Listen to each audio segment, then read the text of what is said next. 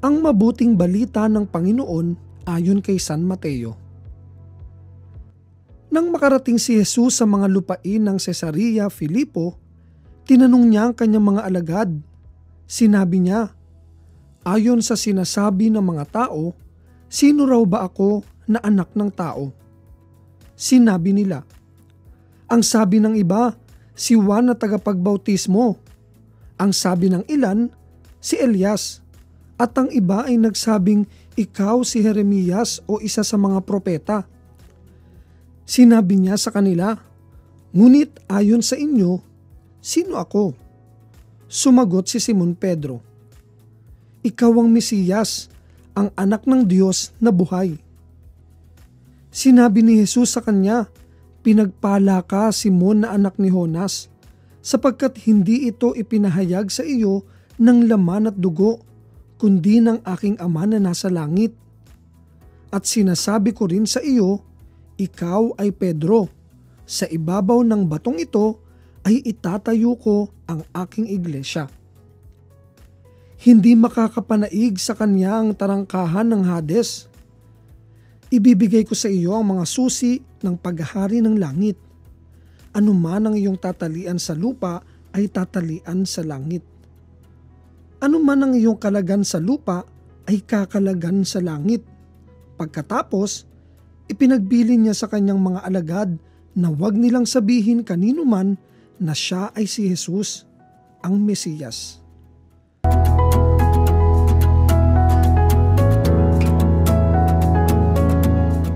Sa ating ebanghelyo mga bata, nais malaman ni Kuya Jesus ang pagkakakilala sa kanya ng mga tao.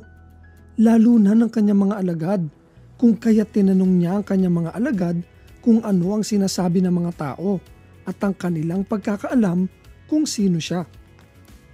Sa pagpapahayag ni Simon Pedro, sinabi sa kanya ni Kuya Jesus na siya ay pinagpala sapagkat ang kanyang ipinahayag ay hindi sa kanyang sarili galing, kundi sa Diyos Ama sa langit.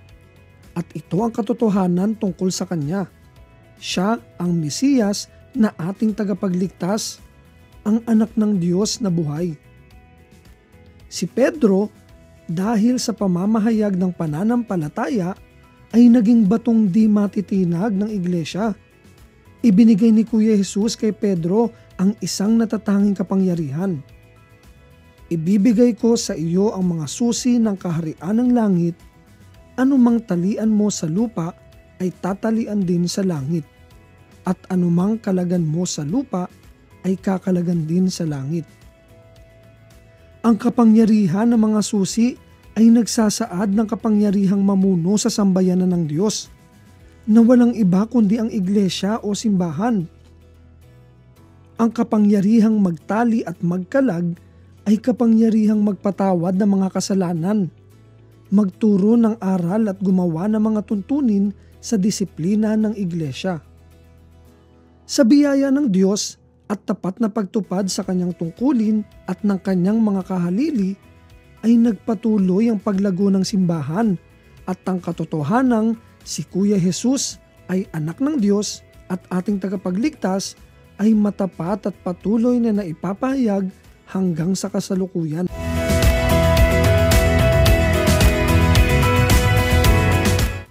Mga bata, ang Santo Papa ang tumatayong kahalili ni Pedro sa pangangalaga at pamumuno ng simbahang Katolika. Tulad ni Pedro, ang kanyang buhay ay nakalaan para sa paglilingkod sa simbahan. Ipakita natin ang ating suporta sa ating Santo Papa at sa kanyang mga katuwang sa pangangalaga sa simbahan, ang mga obispo at kaparian. Ipagdasal natin sila at sundin ang kanilang mga turo.